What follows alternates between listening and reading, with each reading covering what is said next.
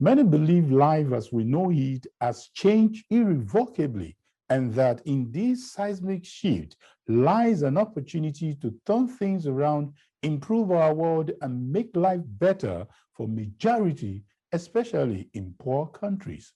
It is time to reboot Nigeria. This is Pivotal.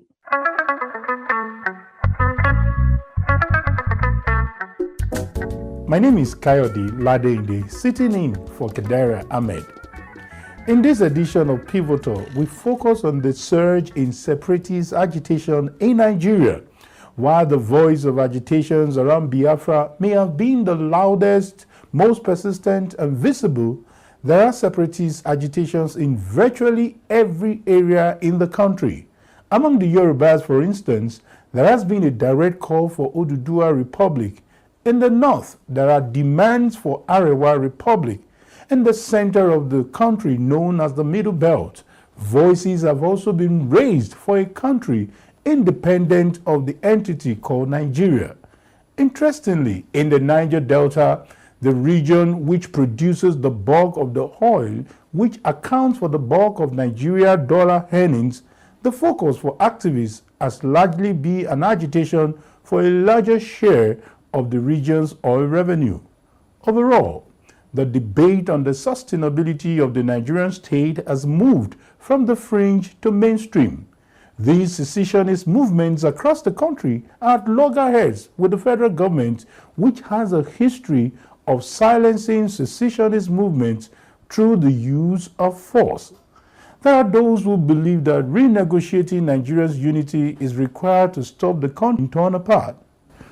Today on Pivotal, I'm being joined by Professor Pat Utomi, the founder of Center for Value in Leadership and the African Democratic Congress ADC, and also Dr. Akin Baba Ahmed, the Director of Publicity and Advocacy of the Northern Elders Forum, to discuss the secession and the way forward.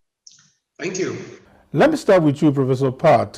From what we have seen so far, some have expressed divergent opinions, different contradictions. For some, it's a bargaining chip to have access to power. For some, maybe it's a genuine call for self-determination. And for some, they just want a fair deal. Or how do you perceive these old agitations, in your own opinion? Well, really, honestly, the way that I read this, and I've read for a long time, people find different ways of expressing their dissatisfaction with how the system is functioning. And at the heart of it, at the core of it, is the failure of leadership. It is the nature of state capture, in which political process corrupts the governmental processes, almost such that it is inclined towards the material interests of those who capture the state, who gain political power. And so we don't have the system reflect enough the needs of the people. And because this is so, people find different ways of expressing themselves. Of course, you will have opportunities of different kinds to do different things. A great British historian, Neil Ferguson, writing about the making of the US Constitution, describes it as perhaps the greatest effort at institution building in history. And sometimes you can say, how can somebody say something so like boo? But the truth of the matter is that if you look at how the framers of the American Constitution suggests, for example, that people should have the right to feel, to express themselves, that they can leave the union. You wonder if they were not so foresighted. It's not because they wanted people to leave the union. It's because they understood that if people had the right to say we can leave this union, whoever the political actors are that are in power will act in a manner that reflects the interest of everybody. The same logic you can see in the electoral college system, where the rights of even minority peoples are protected. The Nigerian Constitution does a pretty bad job of those kinds of thinking. And because of it, when people are frustrated, they can't express it. Okay. Now, let me quickly get Dr. Baba Ahmed's thought on that. Do you agree with what Prof has just said? I think that what Professor Utomi did is very helpful. It sets a historical background and context for two key issues. One is the principle of self-determination, which is almost as human as breathing. Man is a political animal. Freedom is vital to men and communities. And you must never design a system that forecloses key options like the right of communities to decide whether they want to be part of any association. It's also a basic foundation of the democratic system. Even under colonialism, colonialists can continuously look for ways in which they can address the issues of diversity in Nigeria. The democratic system is fundamentally based on the willingness of citizens to submit to authorities that they feel they are part of. Our country federal system is designed around the idea that diversity must be managed and be managed well. If you fail to manage diversity, pluralism, inclusiveness, alienation, either by individuals or groups, then you actually threaten a country, you threaten every nation. Now, those are principles. As far as Nigeria is concerned, the real problem has been that, and I agree with Professor Utomi here, what we've witnessed, which is in the last few years, maybe the last decade, has been an abuse of the responsibility of leadership to address diversity, to manage it in such a way that it builds a country rather than breaks down a country. That's the first failure of leadership. It is a fundamental responsibility of politicians to manage diversity. If you fail to manage diversity, you get all this. There's a wide spectrum of opinion between those who think we're not being treated fairly, we don't belong, we don't feel we're part of this country, to those who just want out. We don't want a part of this country, we want to leave. So this huge spectrum, somewhere in between, you're likely to find the hand of a state which has been inept or actually complicit in abusing trust and confidence of citizens in states like Nigeria. And so I think that what we are dealing with here is, where do you strike a balance that addresses grievances that are genuine, that can be managed in the context of a nation that continues to exist, okay, without any part of the country feeling the only solution to its problems is to leave the country. Okay, and Doctor, one way. let's look at how government is handling this issue from the very, very recent one, the Igboho's episode, the Nnamdi Kanu. Your assessment of how government is handling this? Well, as far as the Kanu and Igboho's case, I consider these things as matters of law and order. I think both individuals live in a country of laws. We are a nation of laws. If there are broken laws of the country, they should be processed through the laws of the country, through the judicial process. They should receive fair trial. If the state feels that they have broken any laws, they should be tracked and processed through a fair process. That's how I feel about it. The fact that we are trying to put serious political coloration and trying to politicize this is very dangerous for the country. We've already done enough damage with politicians hiding behind individuals who feel that they can actually capitalize on genuine sentiments about marginalization, about alienation, about injustice, which has always existed in this country and which will always continue to exist in this country. Those individuals, there are boundaries you cannot cross and you should not cross. This is my view about this. If you do cross them, then the laws of the land should be asked to the judge whether you've actually broken any law. Let me quickly get Prof on this. Looking at what Dr. Ahmed had said, I would also like to get your take. And in addition to that, let's look at, there are fears that arresting leaders of this movement may result into further escalation, and where we can have the issues of Mohammed Yusuf and Boko Haram, if you can remember. So how best do you think this should be handled, Prof? Again, it comes back to the same question of the immaturity of the political class. There's a subject that I give plenty of play to these days, and trying to explain it. There was a myth generated by the media back in the 70s called the Kaduna Mafia. And I've tried to explain many times that what simply was happening in Nigeria, and I had the good fortune of writing a PhD thesis and getting to become very close to many of the people that are today called the whatever, that Super Council, Kaduna Mafia, or that or that.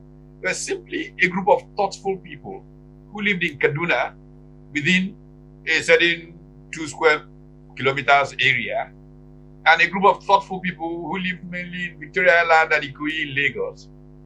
And issues come up in Nigeria, and they chat amongst each other in Kaduna, and the Lagos guys call the Kaduna guys, and they talk, and they find reasonable resolutions to these things. And Nigeria moves on. Most times, we don't even know what has gone on there to resolve things for the country to just keep going. Now, what has happened to us tragically is that such groups of thoughtful people stop being available and stop being able to talk to one another. And it now seems that the way you resolve a problem in Nigeria is to become obnoxious. The more obnoxious you become, the more you are then given a play. Oh, sorry, these guys are threatening heaven and earth. Okay, let's listen to them. Let's give them something. This kind of bricksmanship has brought Nigeria to where we are. So people now feel that the only way they can get a hearing is to get obnoxious. And that is what has led us to this sorry past. We need elites who are clear-minded, so that I can pick up a phone and call Dr. Baba Ahmed and call Usman Bugaji and call whoever, and we call somebody in Port Harcourt, and we sort these snafus out, and we just keep moving. But this political class has not had the savvy, has not had the seriousness of purpose beyond what position can I be put in to share what money my followers get, this, get that. Okay. And that's why Nigeria is in this place. Prof, we're going to deal more on that, because you've touched some of the things that the political class is doing wrongly, but we are going to be very, very pragmatic to look at how to handle situations where we've had them, resulting to use of weapons and the rest.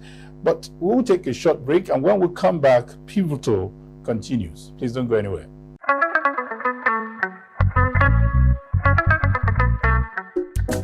Welcome back. It's still Pivotal. So, Prof, let's look at how these agitations have resulted into. We have what people call the ESN in the Southeast, and we also have some situations where people have also seen weapons with some of these agitators. So how do you think government should handle this without, probably if you're saying that it should not use brute, what you see, form? Again, it's part of the fundamental structural problems and constitutional problems that we have. The policing function, everywhere it works well, in my opinion, in the world, is a local function. Okay, give an example. I lived in a college town in America. It's called Bloomington, Indiana. The university in that town has its own police force who carry guns and everything. The city of Bloomington has its own police force, appropriately armed and everything. The county has its own police force. The state has its own state troopers, and so on and so forth. Now, when I was growing up, I grew up mainly in northern Nigeria, Kaduna, Maiduguri, Jos, Kano, where I started school in 1960, Kuzo, and we had native authority police in those days. It is the so-called reaction to the abuse of the native authority police that leads to this no, federal policing is the only way. Doesn't make sense. In the United States, local police in the South was used to abuse the rights of black people. What happened as their system evolved was that after the Civil Rights Acts and all of those, if an issue involves a civil right, it's immediately kicked up and the FBI gets involved. Okay. But to say that policing, which is more effective as a local function, should reside in Abuja, where an IG who doesn't know what is hurting you in So that takes us to the issue of devolution of power. Sorry? That takes us to the devolution of power, the state policing. Yes, absolutely. That's it. I'm very much interested in this aspect you have gone into. And let me quickly get Dr. There seems to be some kind of confusion on what is secession and what is devolution of power. Can you help us bring out this dichotomy, and probably some of these agitators will get it correctly? My understanding of secession is just an outright. People feel we don't want to be part of this country. We have grievances. We believe that these grievances cannot be resolved in the context of Nigeria, and therefore we want out. So that's what I understand by secession. So the devolution of power solve it.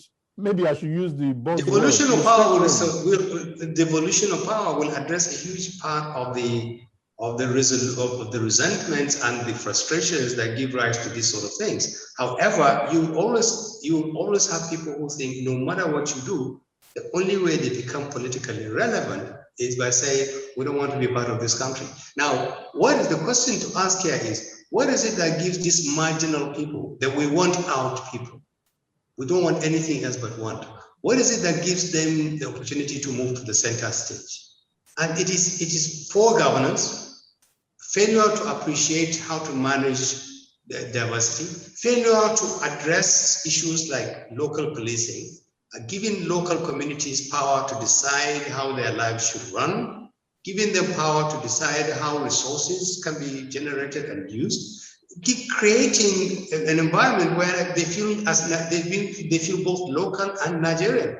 This is vital. You need Nigerians who feel that they are relevant to governance, but they are also Nigerians. So restructuring the country, giving huge responsibilities down to local communities is vital to do this, so that they deal with this issue.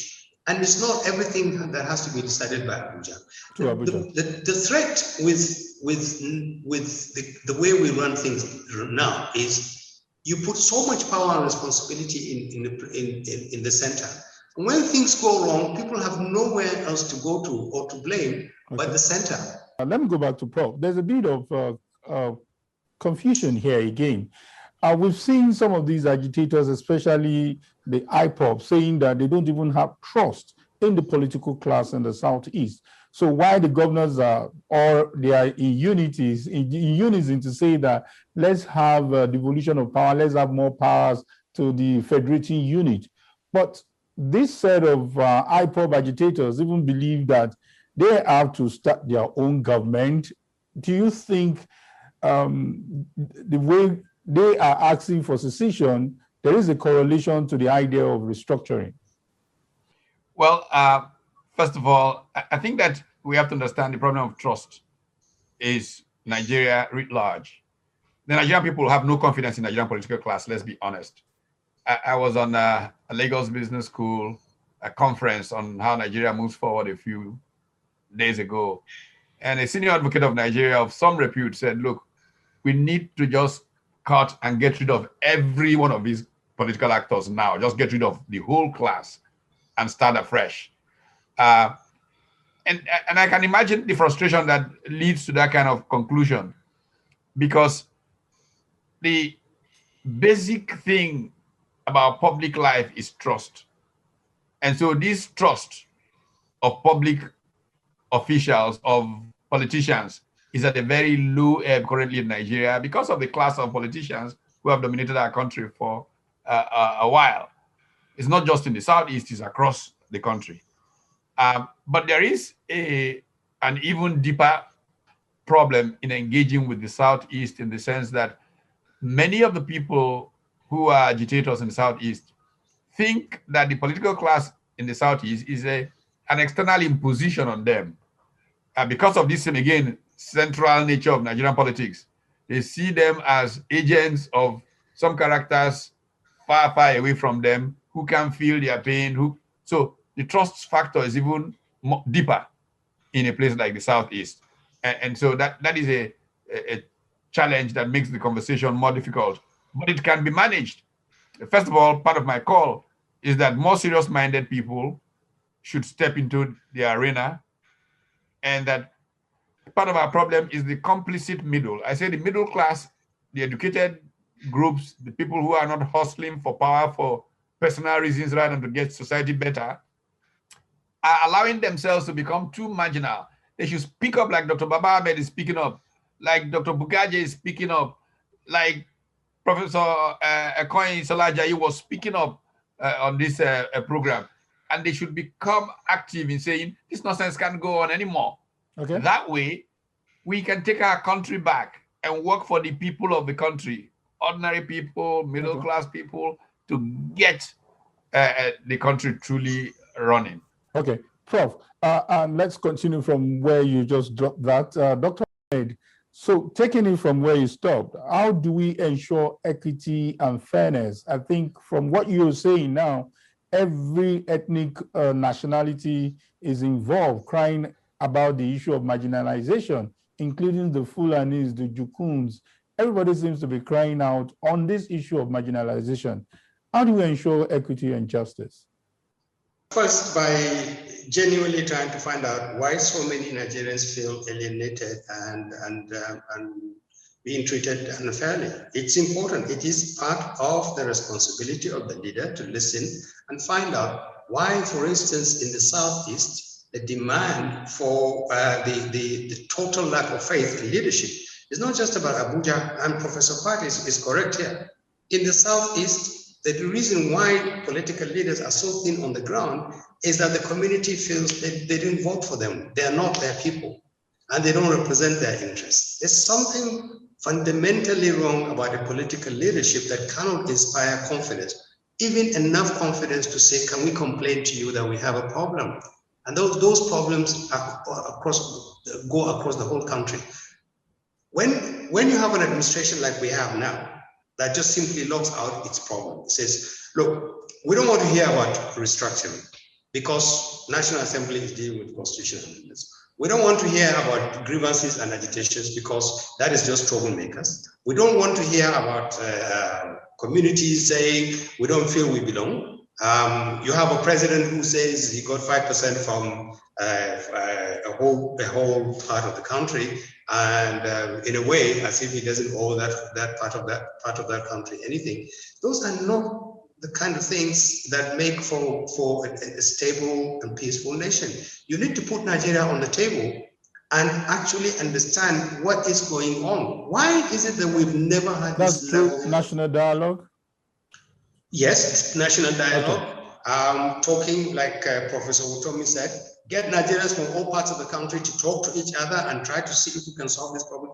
If the government is not going to be able to provide a platform or an opportunity to do this, there's nothing stopping us from doing it ourselves. We can talk to each other. And we can influence change. From doing that. What is failing is exactly what he said. Where is the Nigerian elite? Where are those Nigerians who believe that this country is worth saving? Okay. Where are those people who believe that Nigeria is actually a great country and can be even greater? Where are those people with responsibility? Why are we abandoning the country to this kind of politicians who are running the country aground? This is a question that we'll put out there for Nigerians to answer. But on a final note, Prof, is it too late? At all, it isn't late. I give example of Brazil all the time. You saw Brazil become a basket case, literal, and we saw Brazil come back. I think it's possible for Nigeria to come back. It just takes concerned, committed Nigerians to work at it. Thank you so much. And I will also do 60 seconds for Dr. Baba Ahmed. It's not too late. And we must never, ever think that it is too late. We owe the next generation the responsibility, we owe them the duty to keep the flag flying. This country was built at great pain. It took a lot to build this country. It's a resilient country. It's a strong country. It can be salvaged. We should not give up. We are not giving up. And there are enough people of goodwill and commitment to the country to actually pull it over. It is not over. And we must never allow the naysayers, the people who want to say break it up, the people who want to say let's fight if we can't have our way. We must never give them the chance to decide what happens to this country. So thank you very much, Dr. Hakeem Baba Ahmed, for your insight and for still believing in Nigeria. So much for us, the younger generation, to believe that it is not too late. And of course, Professor Patu told me you have never given up, and we hope that we will join you in that train to still believe in Nigeria. Thank you for your time. And this is where we call it a wrap on today's edition of Pivotal. Pivotal returns next month on the same channel. I am Kayode Ladende, saying bye for now.